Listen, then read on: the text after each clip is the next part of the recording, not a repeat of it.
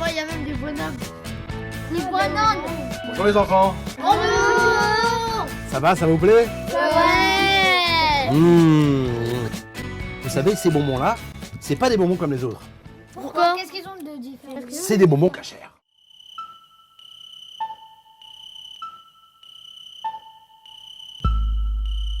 Kasher, ça veut dire quoi? Kasher, ça veut dire apte à être consommé au regard de la Torah.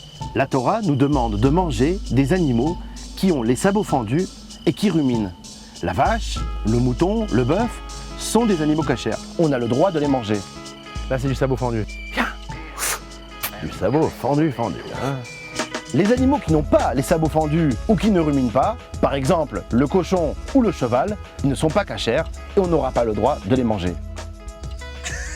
Pour les poissons, la Torah nous demande à ce qu'il y ait des écailles et des nageoires. Un poisson qui n'aurait pas les écailles ou les nageoires ne serait pas cachère. Enfin, la Torah nous interdit de manger des insectes. Aujourd'hui, on fabrique un tas d'aliments qui sont cachères. Des chips, des gâteaux, des chocolats. Et pour le plaisir des petits et des grands, on fait même des bonbons cachères. Alors comment on les fabrique? Suivez-moi. On est bon? Rendez-vous à la source même des bonbons cachers. Meyer Moati nous emmène dans la seule usine en France qui les fabrique. Je vais vous faire visiter un véritable paradis. Mais avant d'entrer, je vous demanderai de porter une tenue bien spécifique. Je suis prêt. Ouh. Allez, on y va. C'est la caverne d'Ali Bonbon. La caverne d'Ali Bonbon, le paradis des friandises. Réglisse, langue de chat, crocodile, ces machines créent chaque jour pas moins de 50 tonnes de bonbons. Le maître des lieux, c'est lui, Rahim Assaraf. Il dirige la branche cachère de l'usine. Et la recette du bonbon, il la connaît par cœur.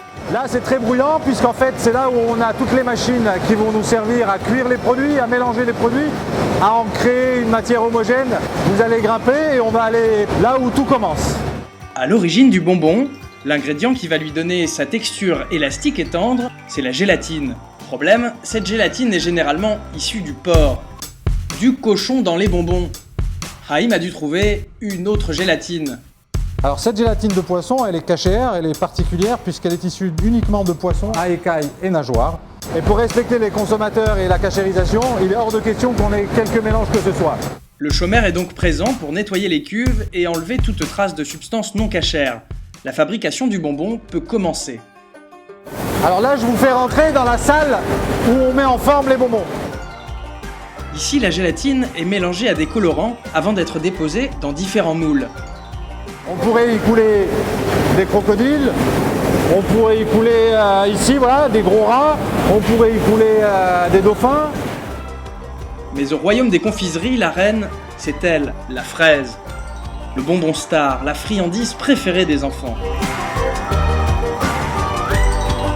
Une fois démoulée, la fraise a pris corps, mais elle manque un peu de couleur. La fraise a rougi, elle a pris sa forme et sa couleur finale. On va la mettre dans cette turbine, elle va sécher, ce qui va lui créer sa croûte pour qu'elle soit vraiment rouge à croquer.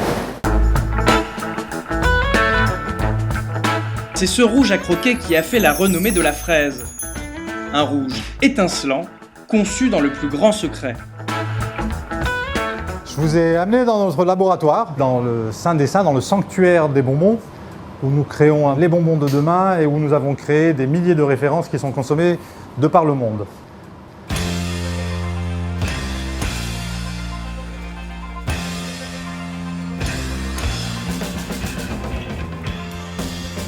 Je vous ai amené ici pour vous parler du fameux rouge qu'on obtient en général en broyant des insectes. Cet insecte, c'est la cochenille. On en trouve sur des cactus au Mexique et une fois écrasée, elle va fournir une substance rouge, un additif alimentaire appelé E120, utilisé pour colorer les bonbons. Mais la cochenille, comme tous les insectes, n'est pas cachère. Pour ne pas utiliser des insectes, il a fallu substituer la cochenille par un colorant d'origine végétale qui est issu des fruits rouges. Ce colorant cachère se trouve ici. Vous voyez pas la différence.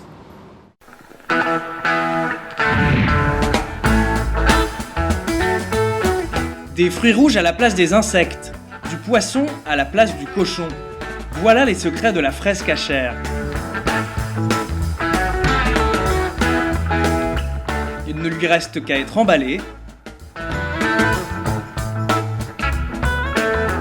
Le sachet a été pesé, marqué, scellé, avec le marquage cachère qui est très important pour qu'on puisse repérer le produit.